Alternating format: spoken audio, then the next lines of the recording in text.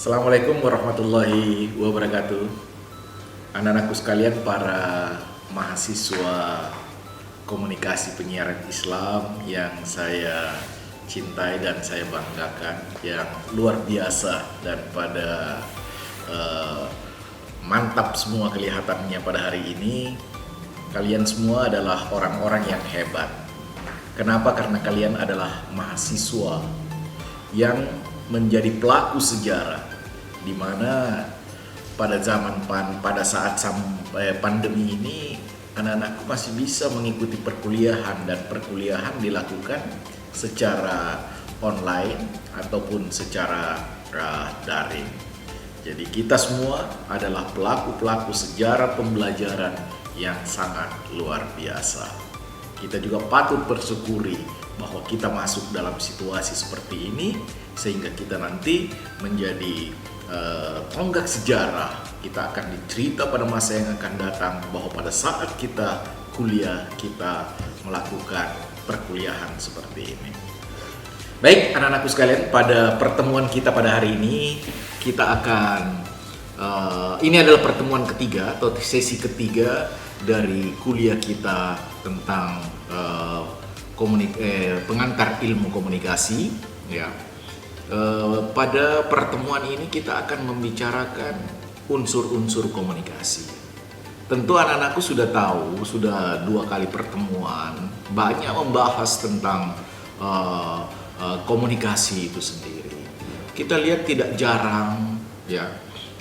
jarang ada orang ketika berkomunikasi tiba-tiba ada yang katakan tidak nyambung, tidak paham terhadap apa yang dibicarakan. Berbagai macam tanggapan, berbagai macam tanggapan diakibatkan karena komunikasi yang dilakukan itu mereka tidak tahu apa unsur-unsurnya, sehingga mereka tidak mempersiapkan unsur-unsur itu dengan baik. Padahal kalau kita mau mencoba mengidentifikasi 2 orang yang melakukan komunikasi, maka ini bisa kita nilai unsur-unsurnya. Saya kasih contoh. Ini ada 2 orang yang berbicara, Ini satu unsur dan ini juga unsur lain, Kemudian ketika ini berbicara atau ketika ini berkomunikasi, dia agak miring begini, Kemudian yang satu ini juga ikut miring. Maka kemiringan yang terjadi ini adalah sebuah unsur komunikasi. Ketika juga dia misalnya sudah miring seperti ini, tetapi yang satu miringnya seperti ini juga salah satu unsur komunikasi. Kenapa biasa kita lihat ada orang, kita bertamu di rumahnya, kita baru memberi salam, sesudah kita masuk, kita menyampaikan maksud kita, tiba-tiba kita diusir, Dia mengusir kita, jangan masuk ke rumah saya tidak ingin menerima Anda, dengan berbagai macam cara dia mengusir kita.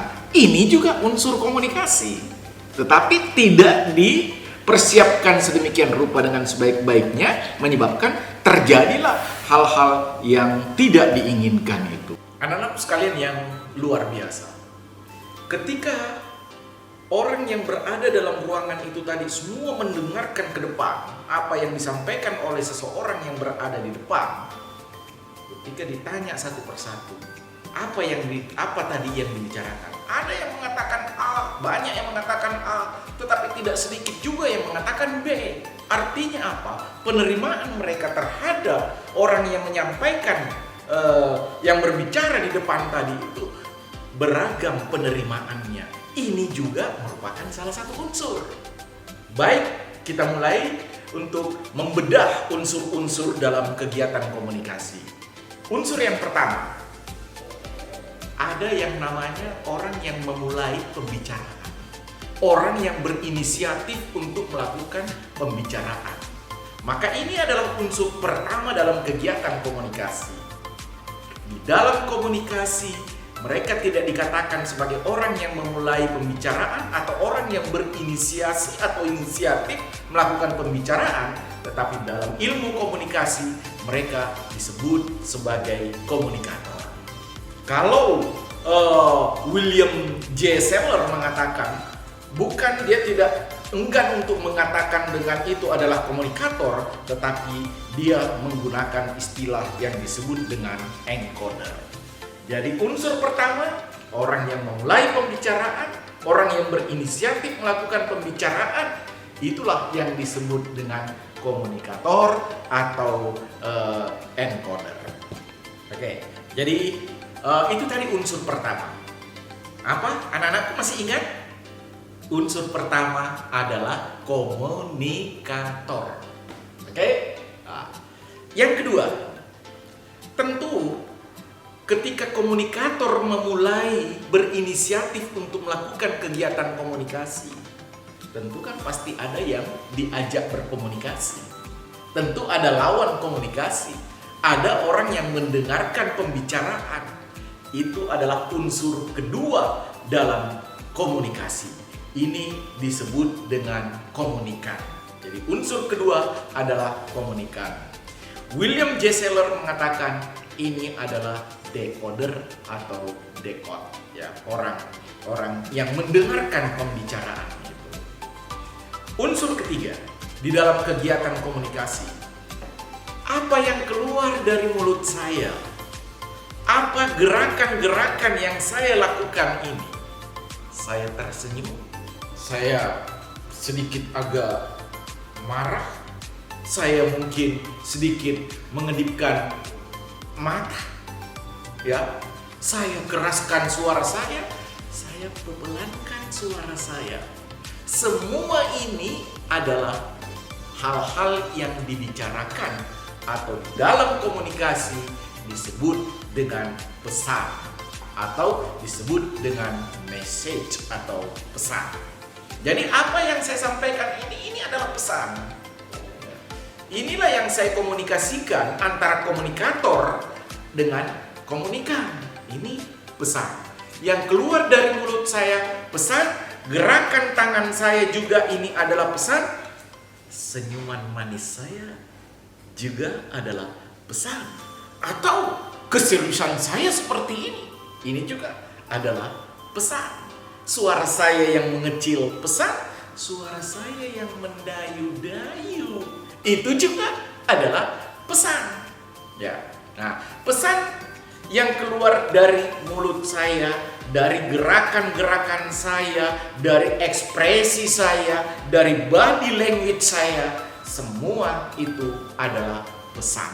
Dasi yang saya gunakan ini juga adalah mengandung pesan, sehingga anak-anakku akan mengatakan, jelek sekali Bapak itu menggunakan dasi. Tetapi ada yang mengatakan juga, ih gagah banget. Nah, macam-macam penilaian. Itu adalah pesan semua. Ini adalah unsur yang ketiga. Unsur keempat di dalam komunikasi.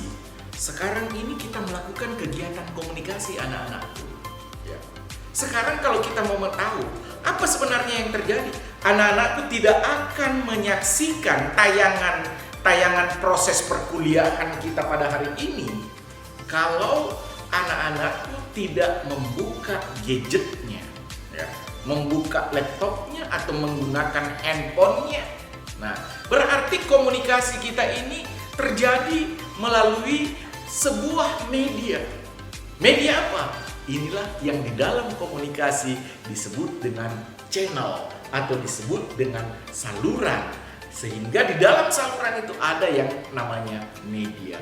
Media yang kita gunakan yang ada pada saat ini, ya, anak-anakku menggunakan mungkin media di laptopnya masing-masing atau menggunakan gadgetnya masing-masing. Itulah penyampai pesan saya kepada anak-anakku sekalian.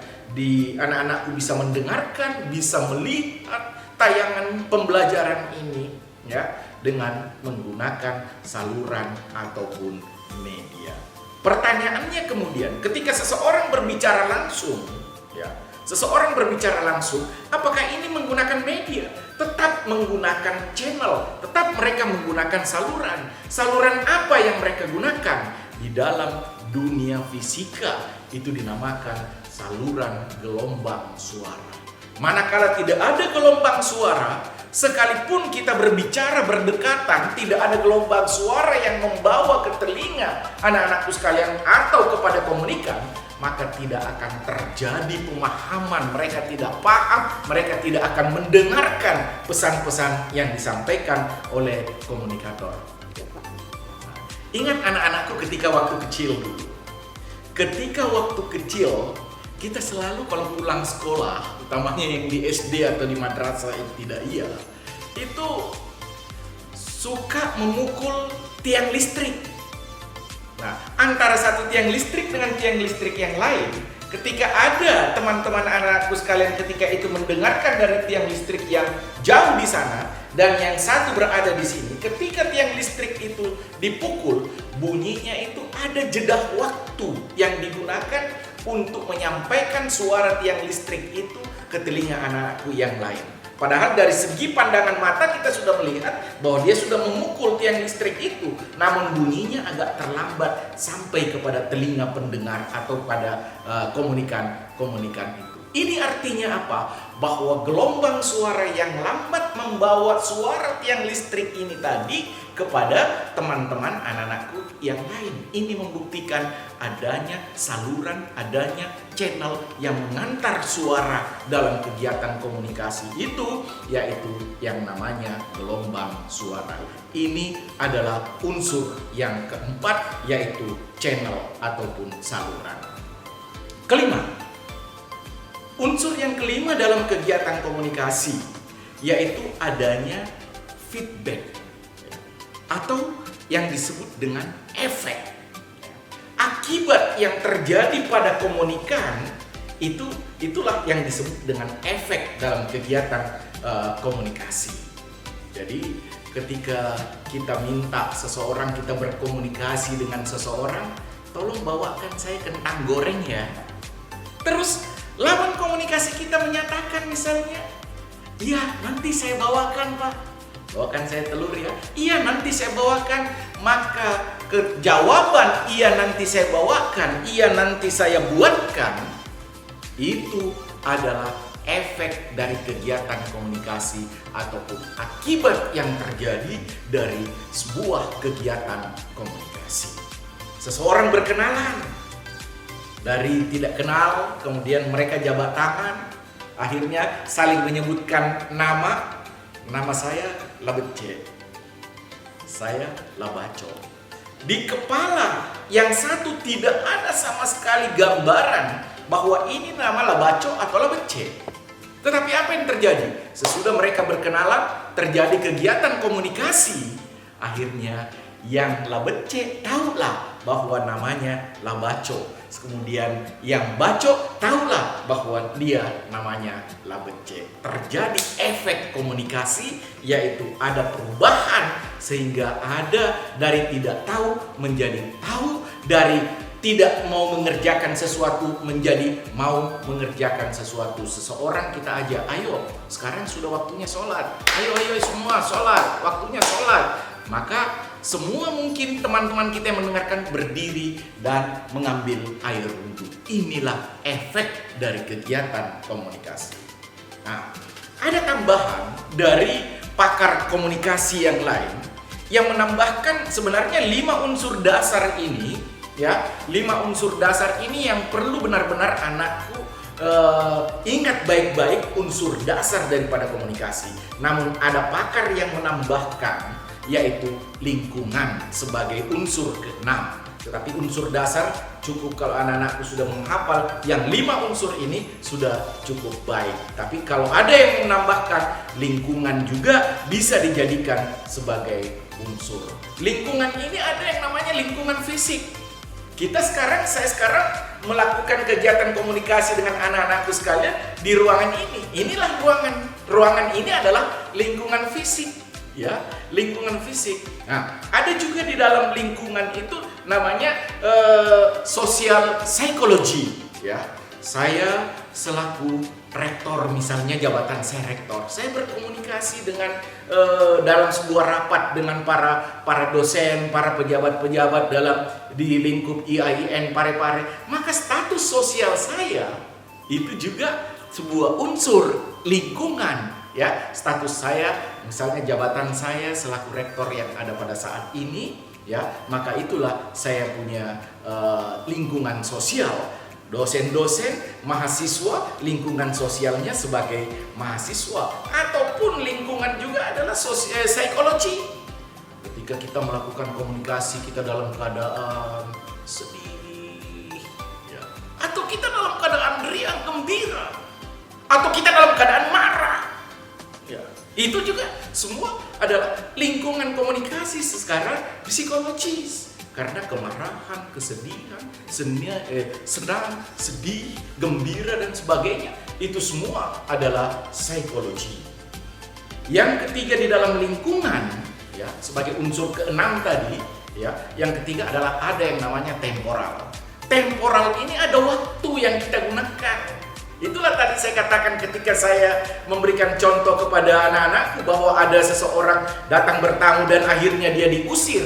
Mungkin karena dia bertamu pada jam 2 atau pukul 14.30 siang. Di saat tuan rumah ingin tidur, ya, ingin tidur. Artinya waktunya, timingnya yang tidak tepat atau temporal, yaitu waktu ketika melakukan komunikasi yang mungkin tidak tepat. Kita melakukan komunikasi yang penting pada pukul 12 malam. Mungkin ada peserta rapat yang tertidur. Akhirnya tidak efektiflah pelaksanaan kegiatan komunikasi itu karena waktunya yang tidak tepat. Jadi unsur lingkungan ini kalau menurut pakar yang lain seperti William J. Seller itu tadi, ya, dia ada yang namanya lingkungan fisik, ada yang namanya lingkungan sosial psikologi, dan ada yang namanya temporal atau waktu.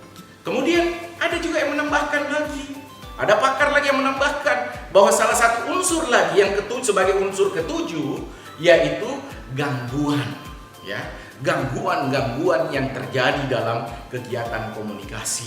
Seperti tadi di dalam sebuah auditorium ketika kita mendengarkan pembicaraan dari seorang narasumber yang ada di panggung, banyak yang mendengarkan, tiba-tiba sound system yang digunakan itu padam. Akibat apa? Seperti mati lampu. Nah, seperti itu misalnya. Artinya dia mati lampu, sound system tidak bisa jalan, ya, tidak bisa berfungsi dengan baik. Nah, ini adalah gangguan ikut menentukan kegiatan komunikasi. Sehingga ketika kita melakukan kegiatan komunikasi dalam jumlah yang besar, maka penggunaan sound system ini harus kita perhatikan sebagai media pengantar pesan. Sound system juga itu adalah channel ataupun dia adalah media pengantar pesan. Dan ini ada pakar yang memasukkan yang seperti ini adalah gangguan dalam komunikasi. Anak-anakku sekalian, saya pikir mungkin anak-anakku sudah bisa memahami, dan saya harap anak-anakku bisa mencatat dengan baik, ya, apa yang telah saya sampaikan ini sebagai unsur-unsur komunikasi. Dan insya Allah pada pertemuan berikutnya nanti kita akan bertemu lagi dengan menggunakan channel yang seperti ini selama belum ada instruksi dari pemerintah bahwa kita sudah bisa melakukan kuliah offline, maka kita akan terus melakukan kuliah seperti ini. Tetapi anak-anakku harus paham bahwa kita semua adalah pelaku-pelaku sejarah pembelajaran di dalam era pandemi. Anak-anakku sangat-sangat luar biasa. Demikian, wassalamualaikum warahmatullahi wabarakatuh.